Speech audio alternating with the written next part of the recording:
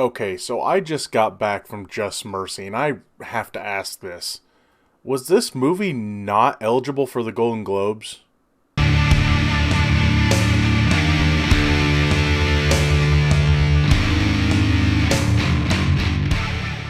Hey everybody, what's going on? Welcome to an all-new Talkin Movies. As always, I'm your host, the real Gino Reynolds, and today we're going to be talking about the based on a true story Just Mercy, starring Michael B. Jordan and Jamie Foxx. What this movie is about, it's about a brand new civil rights attorney who moves down to Alabama to after talking to a death row inmate that was almost his age. He decides that he wants to defend people that can't afford defenses, try to help people on death row that may be innocent, or to get better circumstances, maybe get off of death row and just go to prison. Just he's trying to help people. He comes across a case of a man played by Jamie Foxx that may be completely innocent, may have been basically shoehorned into death row just so they can say they solved this murder. So that's the basic setup for the movie. I will say this: the best way to go into this movie is to not know really anything about it. I mean, this may have been, it was a national case at one time because, as you see in the movie, they go on 60 Minutes to talk about it.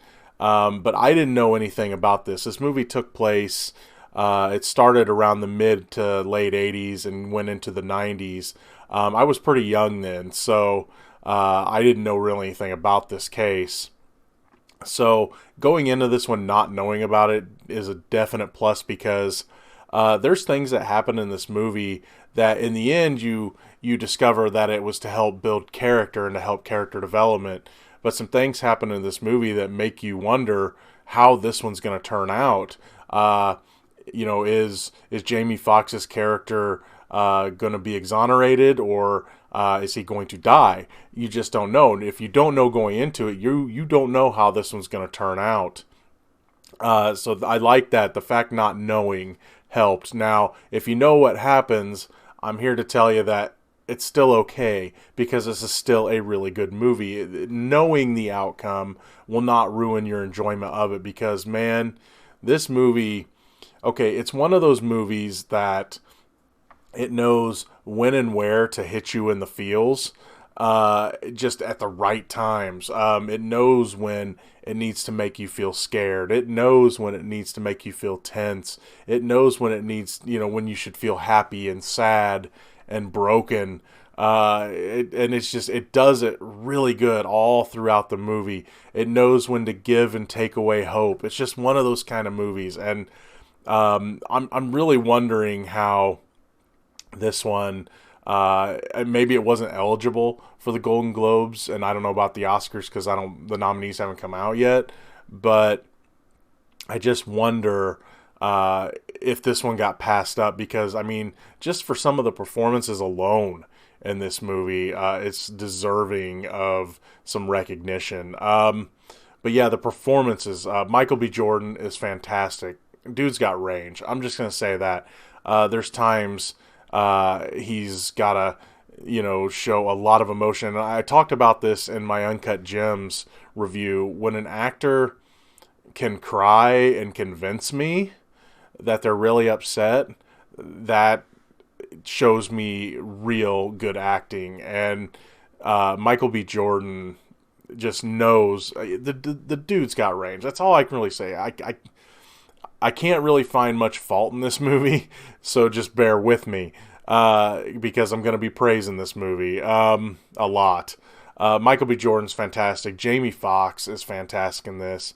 Brie Larson's really good. The supporting cast, really, while the lead cast is great, the supporting cast really just helps round out and elevate the main performances. Brie Larson's fantastic in this. Tim Blake Nelson really shines. He plays the man that was the prosecution's lead witness to this murder. He's the one that told the cops that Walter McMillan, that's Jamie Foxx's character, killed this woman. And so it's funny when you see him at first because you wonder if he's just making like an acting choice with the way he's got his mouth and everything. He's kind of talking out of the side of his mouth like this, right? And you wonder if that's an acting choice, but then you see the picture of the real guy, and it's like, man, he nailed it. The dude even, I mean, he looks like him, and he gets the way the guy talks and stuff right. I mean, it's just, it's really good. So O'Shea Jackson Jr.'s in this. He plays another death row inmate. There's just so many good performances in this one. I really found no fault at all in the performances of this movie. I thought the pacing was really good. It's got kind of a slow burn to it. Some might take fault with. I mean, it's about 2:15 to 2.5. I didn't really time it, and they might think it's a little long because of the pacing is a little slow. But for me, I dug it. I just thought the pacing was just spot on. I like the way they handled everything. Again, with the way they handle emotions and the way they handle what to hit you with when, it really elevates court scenes where Michael B. Jordan's talking to witnesses, where he's talking to the family, where he's talking to the prosecutor, and just everything. I just think this movie handled it really well. And I can't really find much fault with this movie.